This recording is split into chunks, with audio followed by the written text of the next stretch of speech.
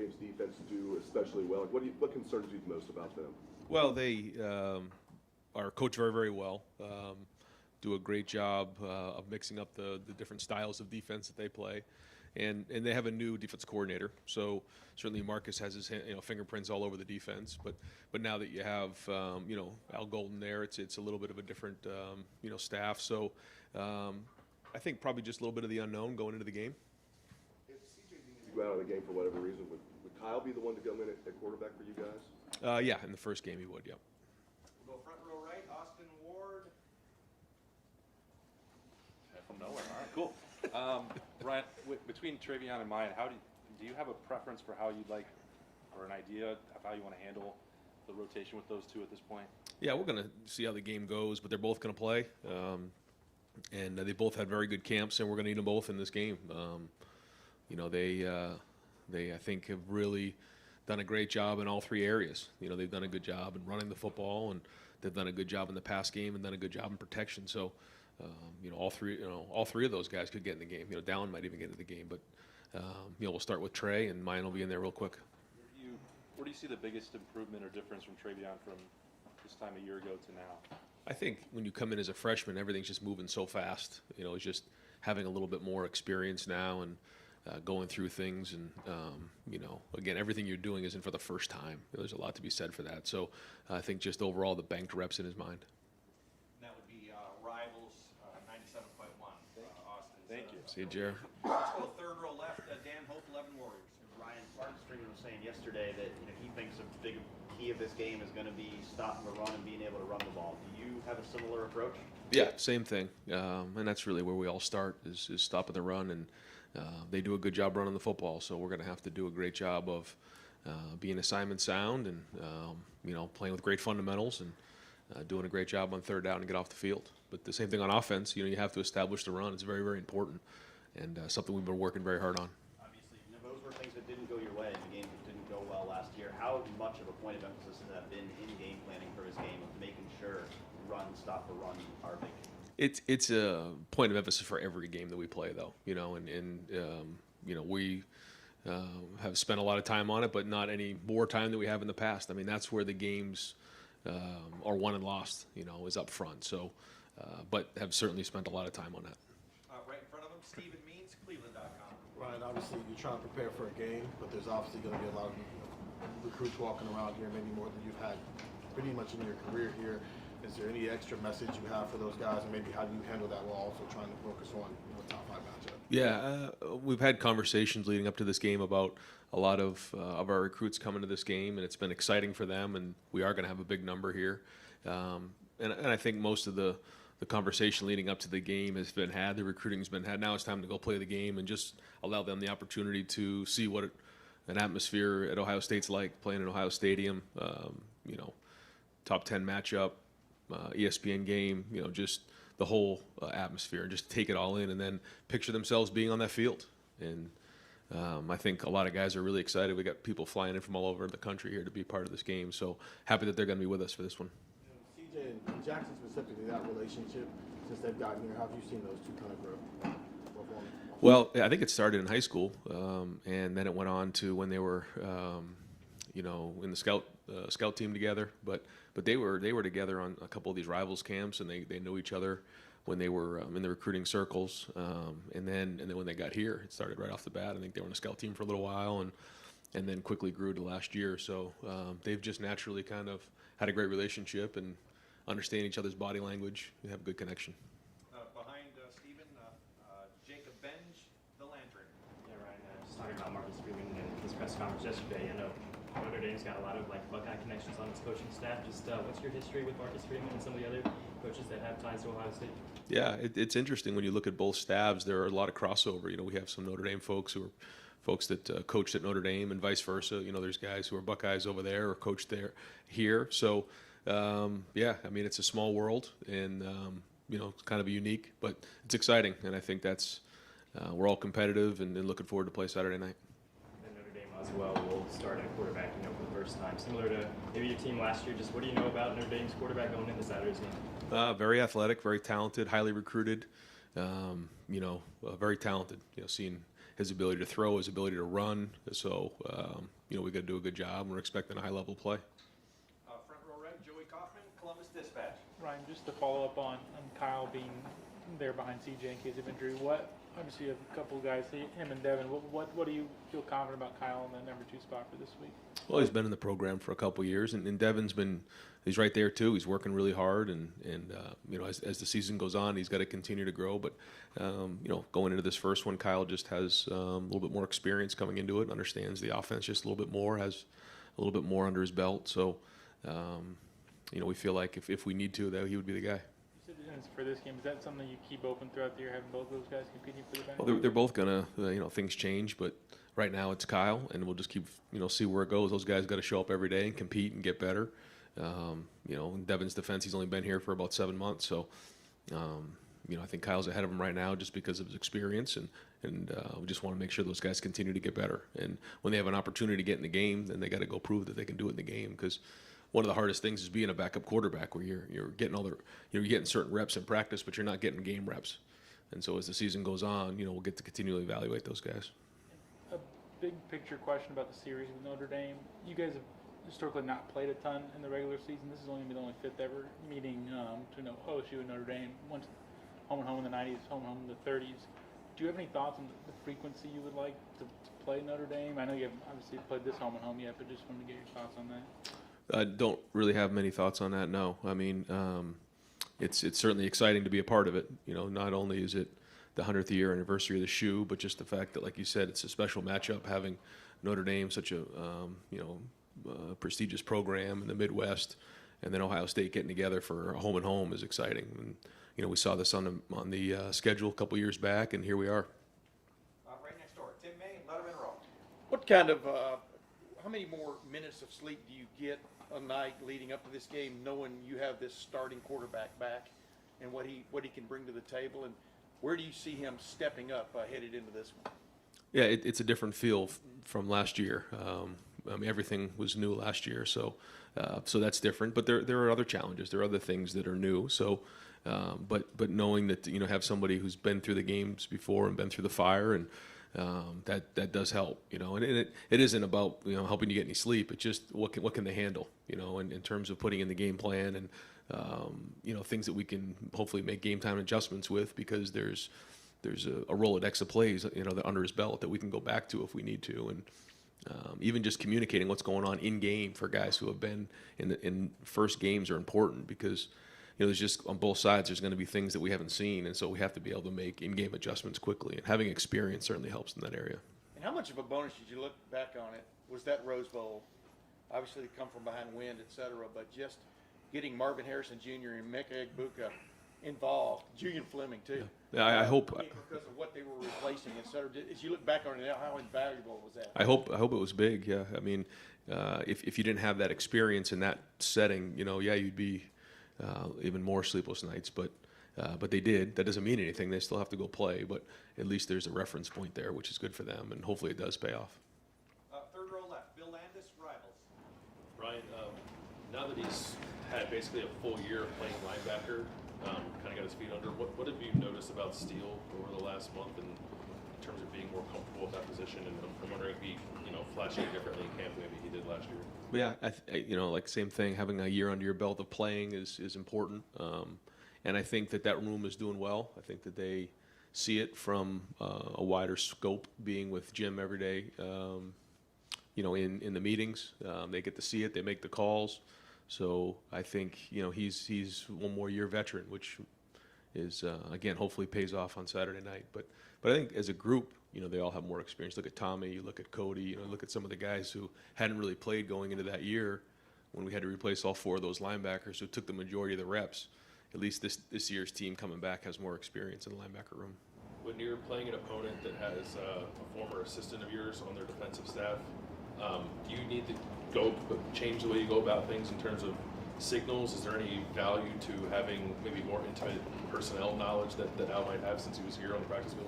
Yeah, for sure. I mean, Al did an unbelievable job when he was here, and he's a good friend of mine, and have nothing but respect for him. So he'll have those guys charged up, but yeah, certainly, he knows a lot about this program, what we do, so definitely have to be aware of that and change some things up.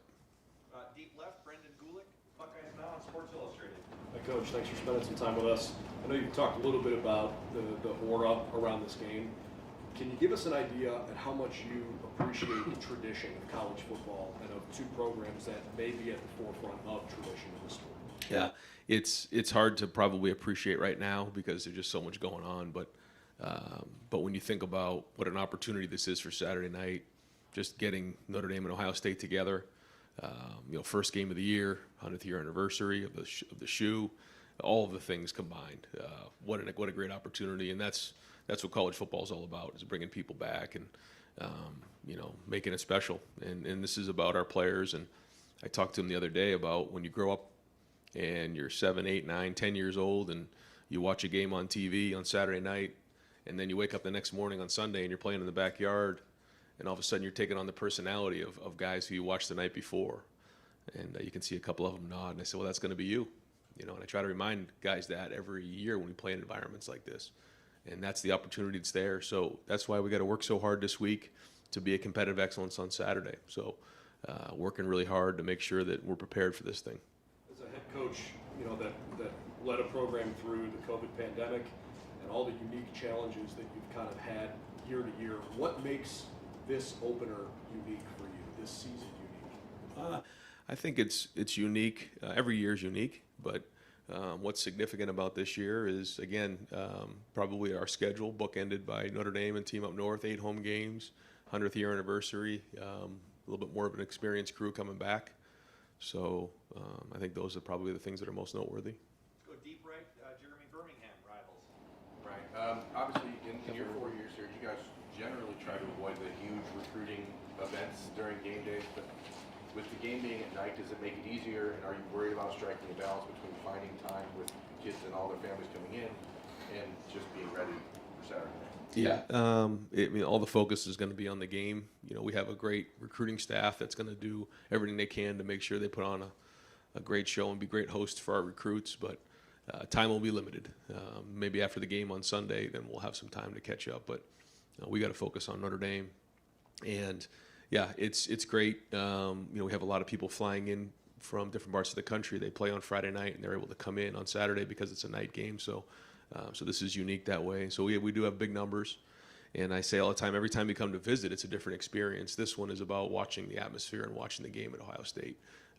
When they come in the spring or the winter, we get to spend more one-on-one time. That's typically the focus. But this focus is about seeing the environment, watching the atmosphere, and then visualizing yourself on the field playing for the Buckeyes. With the 20th year anniversary of the 2002 National Championship, a lot of guys coming into town. Do you have anything different playing with Jim Tressel as far as talking to the team or being around the team? Yeah, so really great to see those guys get recognized. And not only is the national championship team a special team because they won it, but they've had such an impact on Columbus, on Ohio State, and certainly Coach Tressel's had a great impact on me, and he's been a great resource. But it's also all the players, and to see those guys be a part of the game Saturday is going to be important. And I'm glad they're a part of it, and I'm glad they're getting recognized because it is more than just that. And I think it goes to show you, if you become a national championship here at Ohio State, a national championship team at Ohio State, it kind of lives for a long, long time, and it means so much. So great to see those guys recognized. A lot of respect. Fourth row right, Spencer Holbrook, Letterman Row. Right, when you look at this defense, last year you guys rotated a lot of guys because of inexperience. Now Larry says he's got 12 guys. He might be able to rotate on the defensive line. The safety room looks like it's got 6 guys. Do you feel more confident in installing a rotation of guys that you can actually play heading into this opener than you did heading to Minnesota when you were platooning guys? Yeah, I think we know what we have, and I think guys have settled into some stuff. But at the end of the day, in big games, our really good players have to play really good. And, if we're going to play depth at different positions, that's great. Those guys got to play, but our really good players have to play really well. That's kind of how it goes. And it is good to know that we have depth going into the season. And you'll see different guys in the game, but it'll be a lot different than it did starting the season last year. And then flip the other side of the ball. Harris obviously started last year, but now finally gets the reins on left tackle job.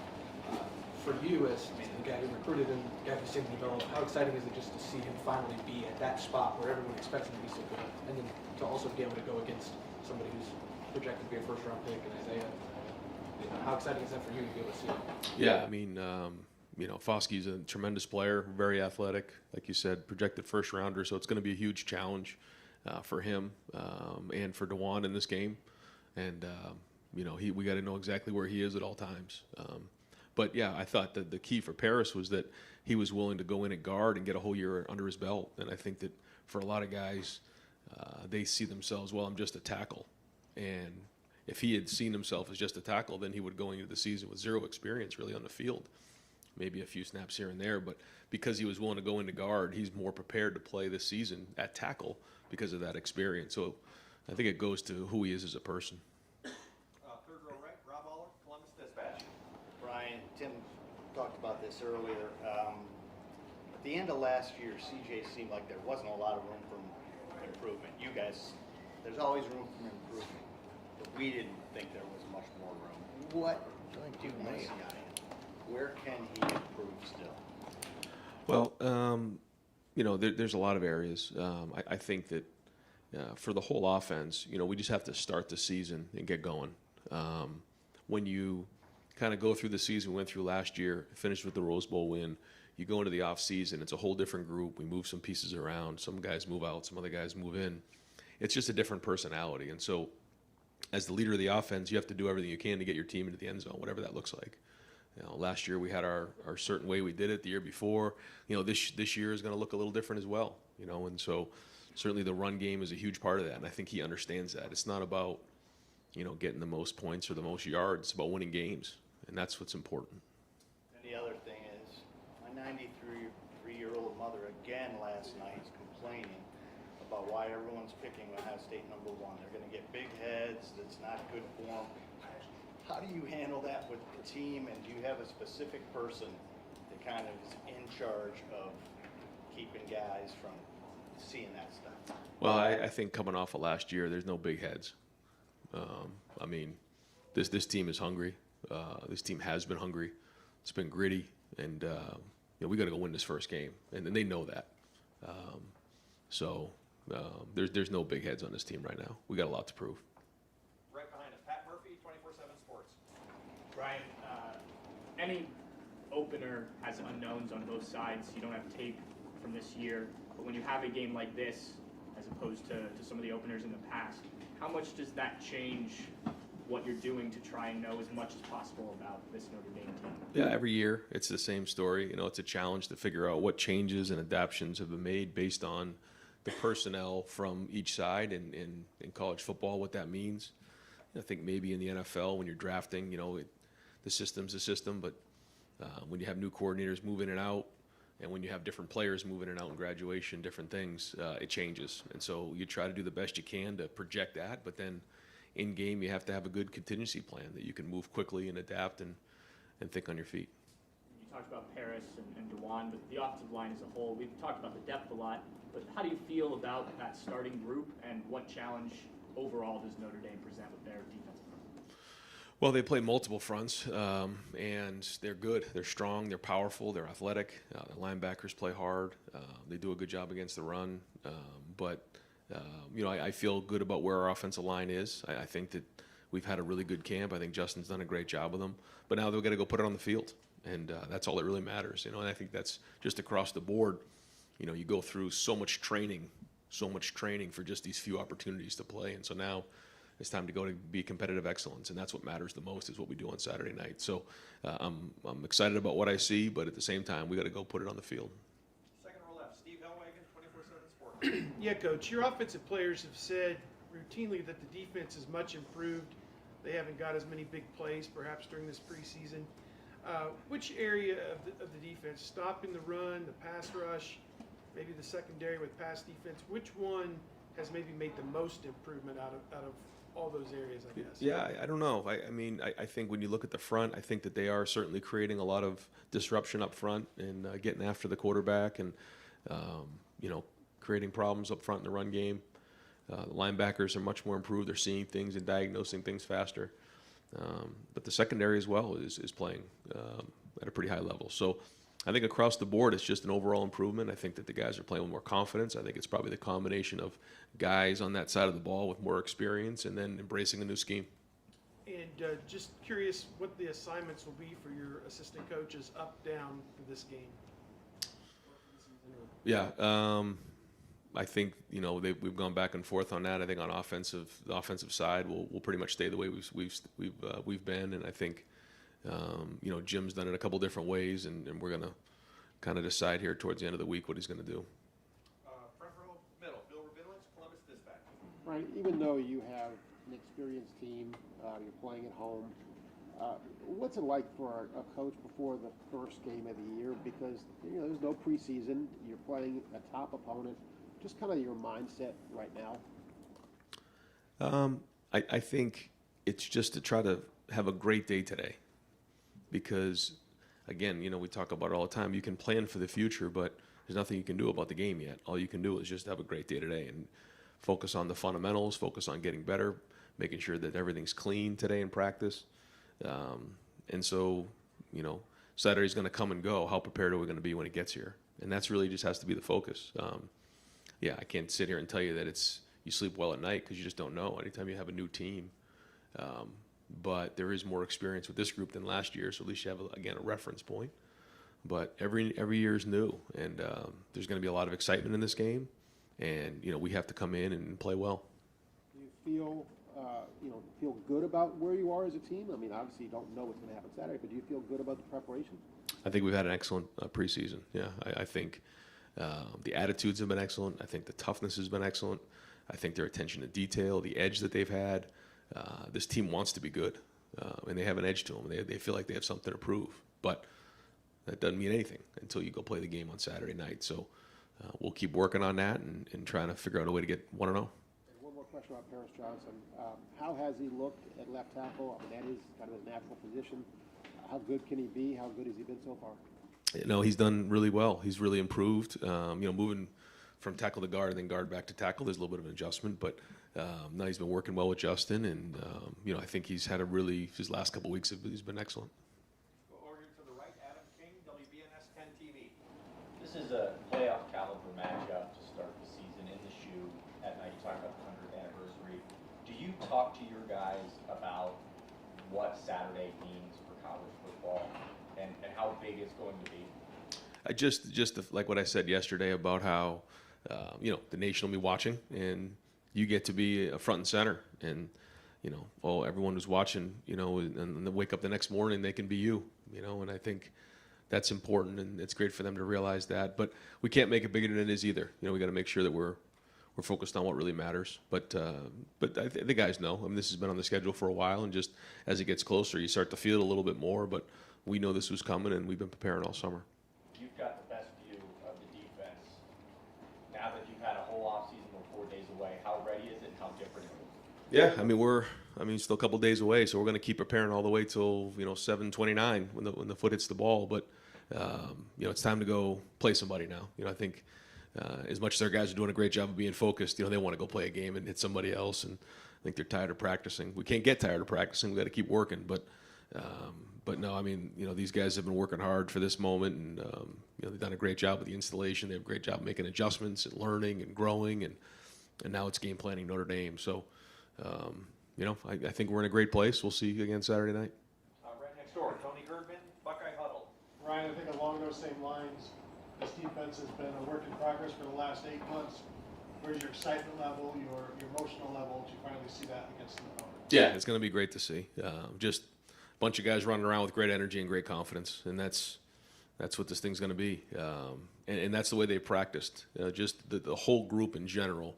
If you come out and watch practice, you can see it. There's an energy level to them, a confidence, guys buzzing around, playing fast, playing violent, creating chaos out there, and that's going to be fun to watch. Way over to the right, Don Berry, WBNS 10 TV. Coach, as you take the pulse of this club, how ready are they to play a game? And you mentioned the edge these guys have. Will angry team take the field on Saturday? And I don't know, what keeps you up late right now? Yeah, well, one thing I tell them all the time is when you play in big games, a lot of guys, they just want to get me to the game, get me to the game, get me to the game. Well, it's only Monday, and today is Tuesday. We have a long way to go before we get to that game. So what happens is if it's just get me to the game, you lose focus on that time. We have to be ready to go at 7:30 on Saturday night. So, we're preparing, and we're going to continue to prepare to make sure we're ready right at that moment to play with the mental, physical, and emotional energy that we need. But yeah, I mean, this team certainly, wants to be great, and it's going to start September 3rd. I mean, you've heard the things. I mean, these guys have talked about it. They heard things that people said about them a year ago and all that. Is there a fire with this team because of some of the comments that were made in the past? Yeah, but I think when you're at Ohio State, you can't listen to that because they're the same ones that, said things that weren't very good. The same things that are saying that maybe one of the better teams in the country coming into this year. So, when you listen to other people's opinions, you respect them more than your own. So you just have to focus on what really matters and just, kind of distract all the noise and keep it out of the building. Kind of with that said, though, there's always a big target on you guys, and more so than ever. How hard is it to block and to block all that out? I mean, you're hearing this is a national championship caliber team, this and that and that. I mean, do you guard against that with your kids? Yeah. I mean, we don't talk about any of those type of things because that's not what the focus is. And the competitive stamina is what we've been talking about because we know that at Ohio State you have to bring it every single week. And in order to get to reach our goals of where we need to be, we have to bring it every day and every game. And so we start looking ahead and lose a day, then we put ourselves at risk. So focusing on the process, focusing on the day, and making sure that we have the stamina that we need to go win this game. Time for two more. Over here to the right, Nathan Baird, Cleveland.com. Another question about the defense, maybe kind of looking back, at what point over these past 8 months did you kind of see the impact that Jim was having on the defense? Like it was tangible to you that the change that you wanted, the adjustment that you wanted was happening? Yeah, I don't know if it was one day, but you could just see it over time building just the confidence of the guys. And they play with a lot of decisiveness. They play with a lot of confidence. And they run to the ball. And when you get that kind of pack mentality, that's when you know you're starting to build something special on defense. And I don't think it happened one day, but it certainly has happened over time. And with when you brought him on and he's talking about wanting a safety-driven defense, was there something about Perry that you wanted specifically for that position, or was there something about Perry that you wanted on this staff, regardless of how he was going to fit the position? Yeah, a little bit of both. I think that he, I didn't know Perry very well, but everyone who knew Perry spoke very, very highly of him and certainly saw his work when he was at UC, and then had an opportunity to spend some time with him during the interview process, and I could tell right away that he was special. He does a great job of communicating. He's very, very intelligent, sees things from a wide view, connects well with the players. So certainly somebody that we were very fortunate to have on our staff. And final question, second row right, Doug Lameries, Cleveland.com. Ryan, just a specific question on a player. Matthew Jones had a couple years here where he was in camp and fighting for a starting job and didn't quite get it. We know how important he was to you guys last year as that sixth offensive lineman, but here he is now as a starter. Just, what was his progression, and what do you think of a guy like that, sort of continuing the fight? Right, that's it, the fight. Yeah, when I think about Matt, that's what I think about. And not to put his stuff out there, but he got in front of the team during a team meeting and kind of shared his experiences of what the brotherhood means to him, and it was really powerful because Matt is a man of few words, but he kept coming every single day, and part of this game is showing up every day. And there's a lot of people out there that maybe would have transferred, maybe would have gone another direction, maybe would have lost hope, but he didn't. He just keep putting one day in front of the other, and now he's got an opportunity to have a great season this year and be a starter at Ohio State. So I'm very proud of Matt and the journey that he's been on. And a lot of people are very connected to their alma mater throughout their lives, right? When you're in this business, you're a college football player, it was very important to you, but now you're in college football. You're not a 9-to-5 Monday through Friday job. How do you stay connected to your alma mater? Do you pay attention? What are your feelings when you're in the business of college football? What is your relationship like with the place where you attended and you played college football? Yeah, I mean it's a part of your life, and this profession is funny, in a different way. when I grew up, I used to watch the New England Patriots, and then I was coaching for the Philadelphia Eagles and went into Foxborough and played against Brady and Belichick, and I felt like I didn't know if I should cheer for the Patriots or try to beat them. And it's just this world is a small world, and you certainly being part of the University of New Hampshire for me was a big part of my life, and certainly it catapulted me into my career, and so that's been very important to me. But I think for everybody it is, and it's a part of their life. Yeah. And not a joke question. Would you like to see UNH come into the shoe and play you guys some year? Oh, geez. I don't know. That's a good. I haven't never considered that, but yeah, that'd be fun. Okay. Thank you, Ryan. All right, no problem. See you guys. Thanks.